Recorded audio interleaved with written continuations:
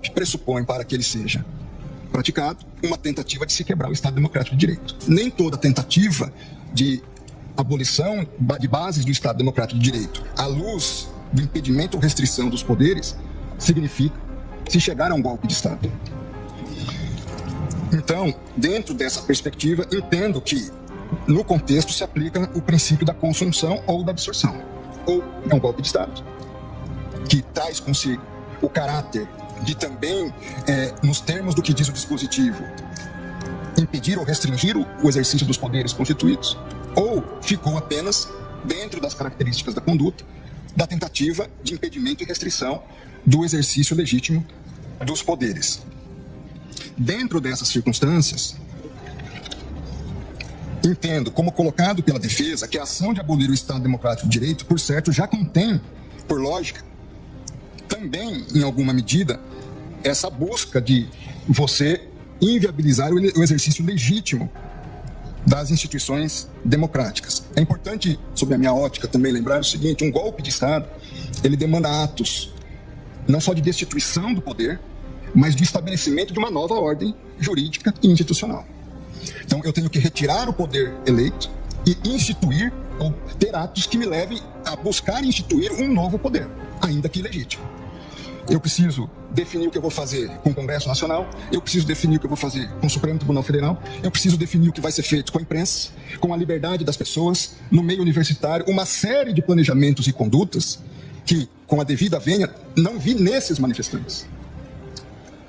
A perspectiva da atuação deles era criar uma situação de instabilidade institucional, mas qualquer ação de golpe de Estado dependeria de uma ação de outras forças, basicamente dos militares.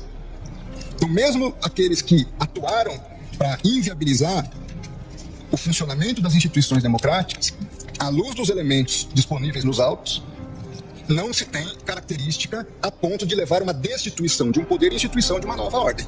Se você me permite o artigo 359-M, na verdade, fala em tentar, né? Então não se pressupõe a consumação, mas sim a tentativa.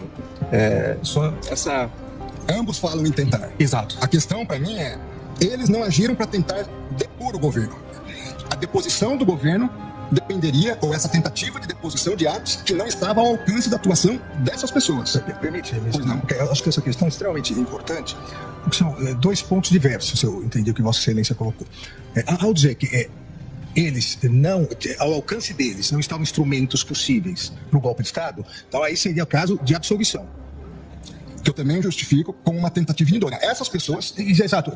Então, aí seria a absolvição. Uma outra questão que eu acho que é mais importante do ponto de vista até para fixação de jurisprudência da Corte é a absorção ou não. O princípio da concussão. E por que isso? Me parece que são dois crimes, como disse, absolutamente autônomos. Até porque o ânimos é diverso. E eu dou dois exemplos, um histórico. O golpe de 64... O golpe de 64, vamos dizer que não tivesse dado certo. Mas qual foi o golpe militar de 64? Trocar o presidente da República, João Goulart. Não foi, em momento algum... não foi em momento algum tentar mexer com a estrutura dos outros poderes, até porque, lamentavelmente, os demais poderes aderiram. Então, você consegue vislumbrar uma tentativa de golpe na troca do poder, na troca daquele que foi legitimamente e democraticamente eleito, como uma conduta autônoma. O que, na minha opinião, no meu voto, eu entendi, ao prever a intervenção, ao pedir a intervenção federal, se pretendia trocar o presidente eleito pelo candidato que perdeu. Esse é um crime. A outra coisa é atacar o funcionamento do Supremo Tribunal Federal ou do Congresso Nacional com a invasão, impedindo a atuação. Volto alguns meses. Vamos dizer que essa conduta do dia 8 de janeiro fosse antes do final do mandato do anterior presidente. A conduta é idêntica. As pessoas virem, atacarem violentamente, invadirem. Nós não teríamos a acusação de golpe de Estado, porque elas não estavam pretendendo trocar o presidente, mas elas estavam pretendendo obstaculizar o andamento do Supremo Tribunal Federal e do Congresso. Tenho dúvidas, ministro Alexandre. Por quê? Nesse exemplo também de uma ação anterior ao encerramento do exercício do mandato do ex-presidente. Porque, formalmente, teríamos também uma consideração de um poder legitimamente eleito que estaria impedido. Na minha análise, à luz dos fatos dessas figuras, desses manifestantes vândalos criminosos, deles não tinha ação idônea para destituir um poder.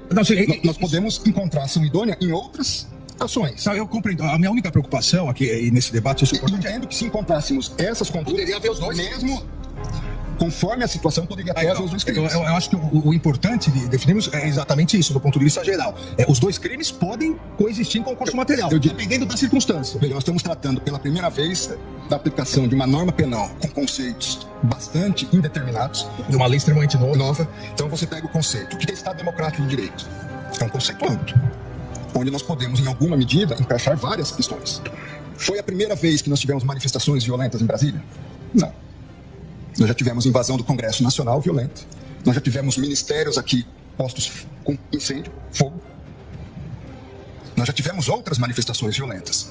É verdade que penso que foi a primeira vez no Supremo Tribunal Federal. Foi. Mas em outros contextos, não. 5 coronéis comandantes da PM estão presos, exatamente porque desde o final das eleições se comunicavam por zap, dizendo exatamente que iriam preparar uma forma de, havendo manifestação, a Polícia Militar não reagir. Então, claramente, a Polícia Militar, que eu também fui ministro da Justiça e sabemos nós dois, que o ministro da Justiça não pode utilizar a Força Nacional se não houver autorização do governo, do Distrito Federal, porque isso fere o princípio federal. Não em relação aos prédios federais.